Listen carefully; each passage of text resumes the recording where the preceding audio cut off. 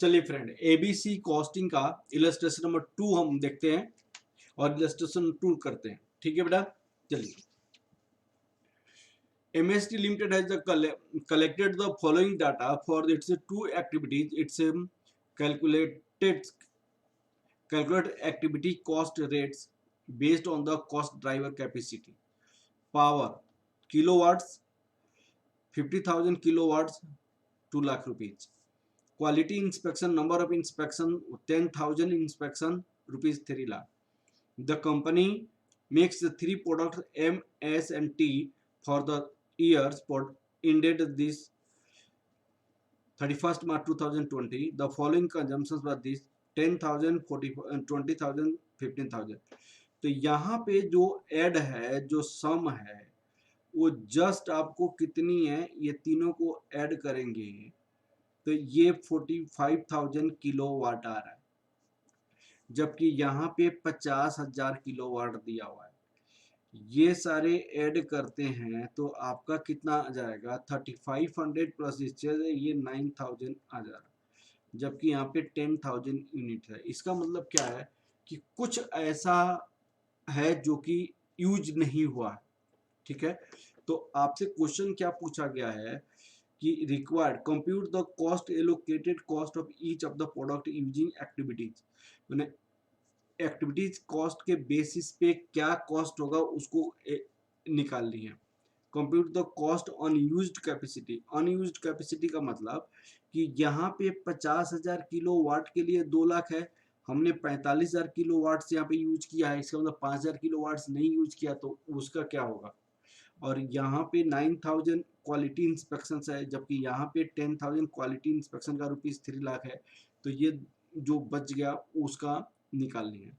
Discuss the factors, वो factor discuss करनी है जिस फैक्टर्स पे हमें आपको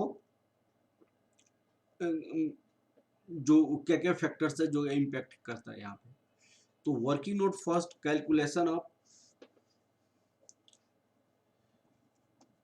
working node first,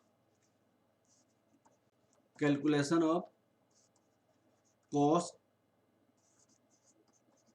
driver rate. तो सिर्फ दो चीजें हैं यहाँ पे, पावर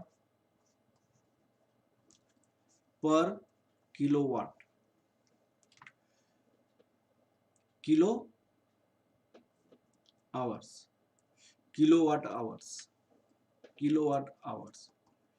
तो यहाँ पे पावर में 2 लाख रुपीज खर्च है और टोटल किलोवाट आवर्स कितनी है, 50,000 किलोवाट आवर है, तो ₹4 पर किलोवाट आवर हो गया। पावर के बाद working note second, quality inspection, quality inspection. Quality inspection क्या चीज के बेसिस पे है, नंबर ऑफ इंस्पेक्शंस पर नंबर ऑफ इंस्पेक्शन। ये ₹3 लाख है डिवाइडेड बाई 10,000 इंस्पेक्शन है, ₹30 पर इंस्पेक्शन हो जाएगा, ₹30 पर इंस्पेक्शन हो जाएगा। अब आपको हमने computation of cost allocated to each product from each activities. First part का answer, computation of cost,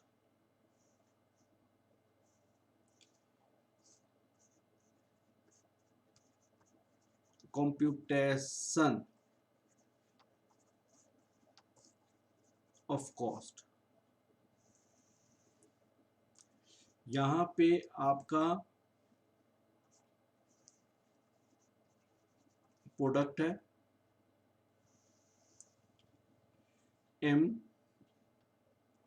MST,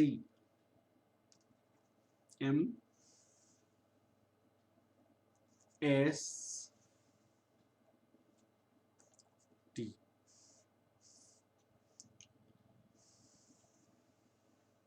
MST। सबसे पहले पावर का कॉस्ट लिखेंगे, पावर। अब देखिए यहाँ पे पावर जो है आपको MST प्रोडक्ट के 10,000, 20,000, 1500, 15,000, 10,000, 20,000, 15,000, ये जो कॉस्ट निकला है ₹4 पर यूनिट, ये रुपीज के टर्म में है, ₹4, ₹4। तो ये ₹10,000 हो जाएगा, ये ₹80,000 हो जाएगा, ये ₹60,000 हो जाएगा।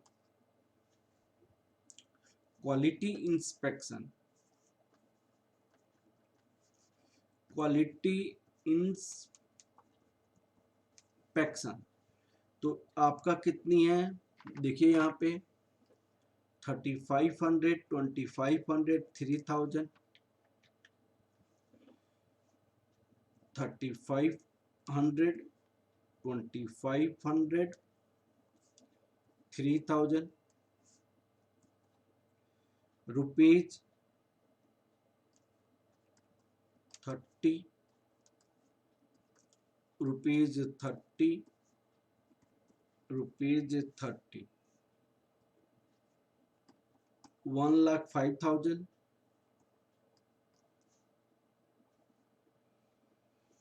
1,05,000, ₹75,000, ये रुपीज कितना गया,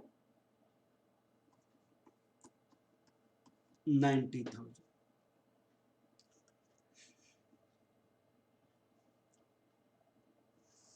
यह जाएगा। अब सेकेंड पार्ट के क्वेश्चन में आपका सेकेंड पार्ट की question, calculate the cost of unused capacity for each activities, unused capacity for each activities. तो ये टोटल कितनी है, 60,000 प्लस 80,000, 60,000 प्लस 80,000 140, 140 प्लस 10, 60 प्लस ये 40, तो ये टोटल आपका हो जाएगा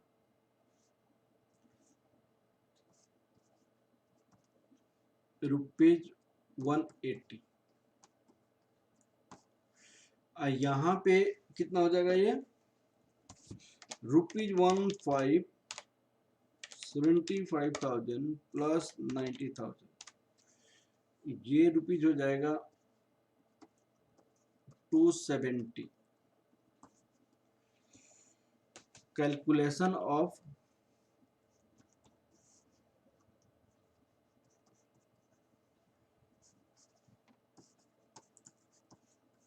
अनयूज्ड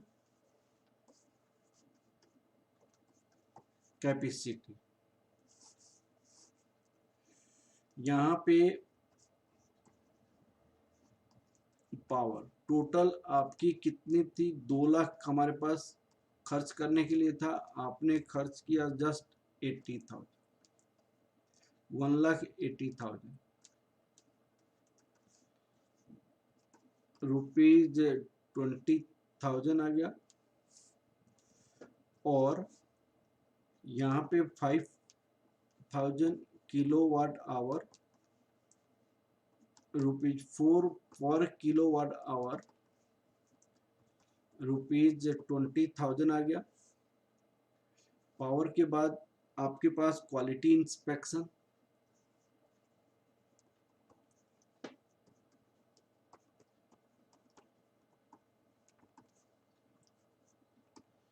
टोटल आपका था कितना, 3 लाख, आपने यूज किया 270, नहीं यूज किया कितना 30,000, और 1,000